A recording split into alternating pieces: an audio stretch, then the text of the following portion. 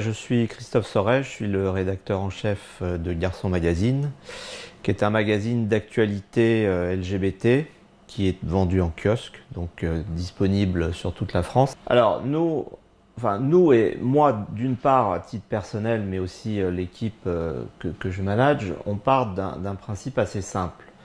Il y a incontestablement un problème d'homophobie, il est valable en France, il est valable à l'étranger.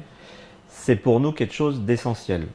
Pour une raison très simple, c'est qu'on en meurt ou qu'on peut être fortement agressé, on peut être fortement choqué, déstabilisé par des actes, des propos homophobes. Pour nous, c'est une priorité. Après, j'ai commencé à avoir des injures d'un collègue en particulier. Plus d'une fois, il a menacé de me frapper. L'autre constat, c'est que, il faut parler chiffres, quand on sait, même si ce sont des chiffres qui datent de 2016, qu'il y a à peu près chez les jeunes gays, et c'est peut-être ça le fond du problème, 30% de taux de suicide, alors que chez un jeune hétéro, on est autour de 8%. On voit bien qu'il y a un décalage, on voit bien qu'il y a une souffrance. Cette souffrance, elle est induite par chacun d'entre nous parce qu'on ne sait pas forcément toujours gérer son coming out.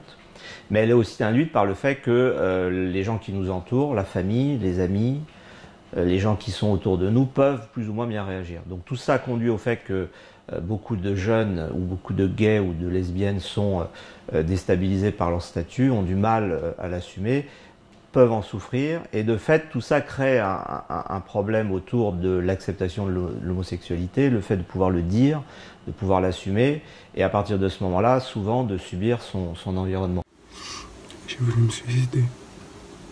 Je me suis ouvert les veines. J'ai pris des médicaments. Beaucoup. Donc il est vital qu'on arrive à sensibiliser la population française dans son sens le plus large, mais aussi et principalement les jeunes générations qui seront les futurs parents et les futurs homosexuels pour une partie d'entre eux. Donc c'est vital que les pouvoirs publics, l'éducation nationale, l'État, à tous les niveaux, comprennent ça et qu'à travers le relais associatif, soit LGBT, mais aussi hétérosexuels qui s'intéressent à la question, on arrive à sensibiliser un maximum de gens, entre autres en milieu scolaire. Voilà.